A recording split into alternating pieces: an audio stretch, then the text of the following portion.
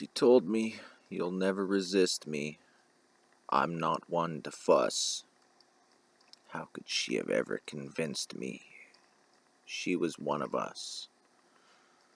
And I made my way like a little worm into her head. How could I have ever convinced her she wasn't dead? She used to talk in her sleep. Sometimes she'd mumble out, "Help." I wonder what it must have been like when I wasn't there to help her. I wonder if she knows how that felt. I created my paths like a little rat running through snow.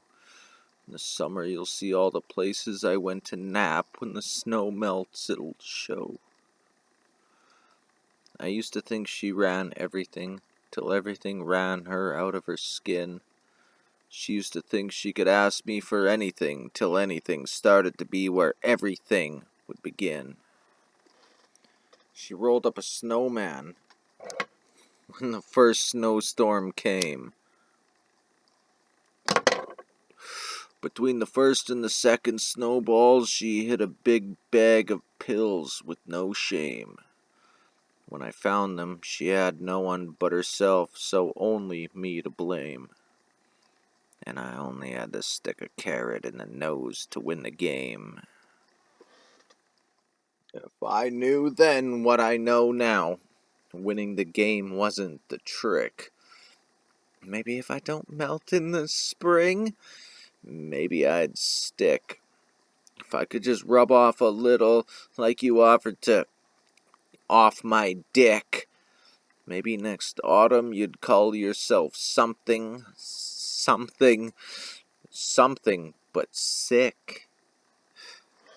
She came in with a hurricane that knocked out my power. Not only the electricity, but the grasp I had on the hour.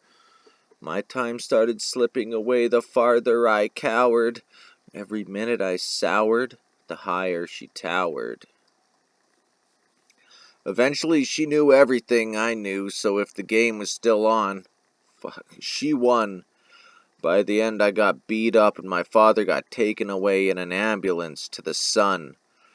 So I packed all of her stuff up, put it out on the deck, and then barricaded in with a gun, and I waited scared out of my very brains in my bedroom for what terrible fate may have come. Not to say I trusted her fully, because these days I don't. But back when she was a bully, I did things these days I won't. Not to say I'm a wuss, but when it came to her, I was. To this day I have dreams or nightmares of ruining her f***ing buzz. Not to say I'm a pussy, but when it came to her, I was. The last thing she told me was, "I feel like I can trust you, my cuz." Literally, the last thing she offered me was her soul on her way out the door, and I suddenly felt how much fear she felt about me and my father and the war.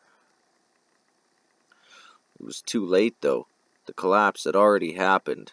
The family was already divided. Her snowman hid way more than she wanted to hide. Not to say I am a bitch, but when it came to her, I got rich. I let the situation sew me into a stitch.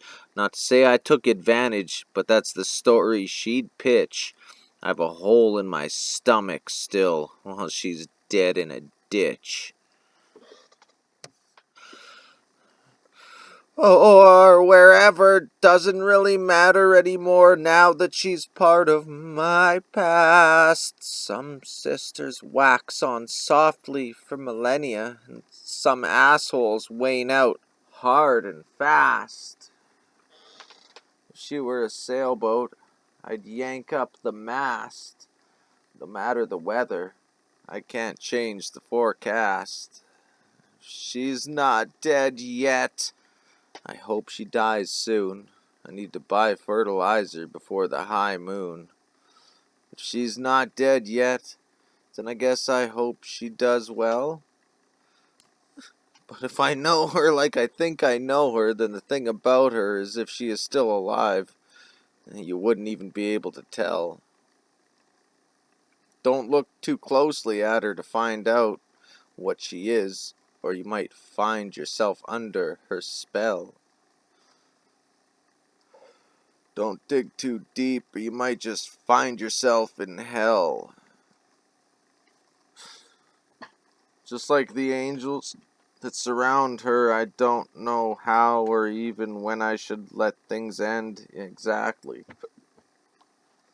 Right now, bitch, 'cause I'm done pretending. You know what? I should have let it end a long time ago. There was a point there that was just perfect, and I just kept on going.